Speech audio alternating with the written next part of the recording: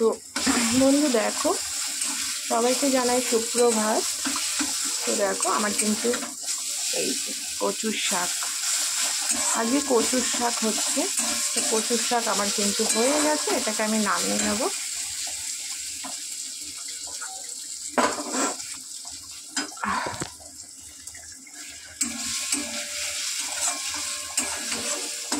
কালকে যে করেছিলাম সেটা কিন্তু আমাদের রয়ে গেছে, এর জন্য আজকে একটু শাক ঠাকগুলোই বেশি করছি। শাক খাওয়া না খুব ভালো। আজকের কচুর শাকটা খুব সুন্দর হয়েছে, একদম টেবিলে একটা রেসিপি।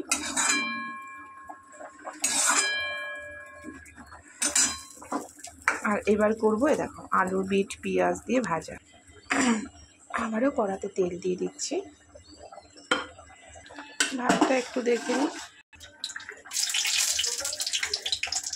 এবারে আমি এটা দিয়ে দেবো।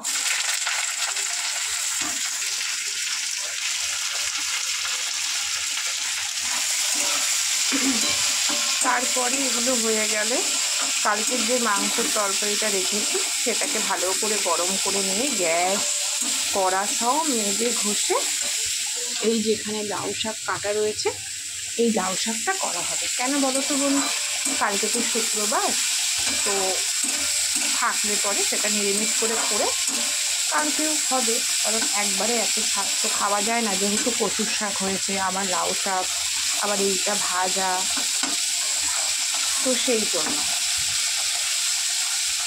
তো চলো এটা হতে থাকুক, আমি অন্য কাজ করি। ভাতটা হয়ে এসছে, ভাতটা নামিয়ে ফেলবো। ভাত হয়ে গেছে, ভাতটাকে নামিয়ে নেব।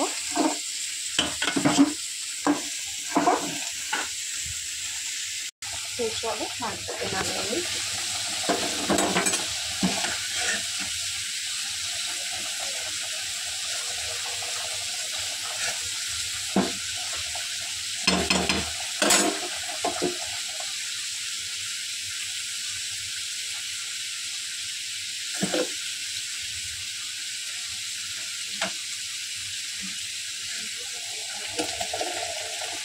আমি না এভাবে ভাতটা নামাই, কারণ একবারই পারি না, ভীষণ ভয় করে।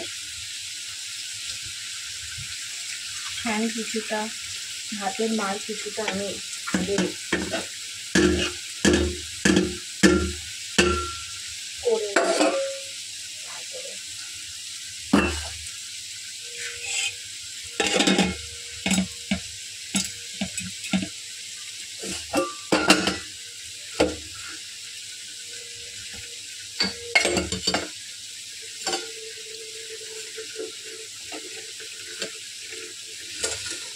হয়ে গেল।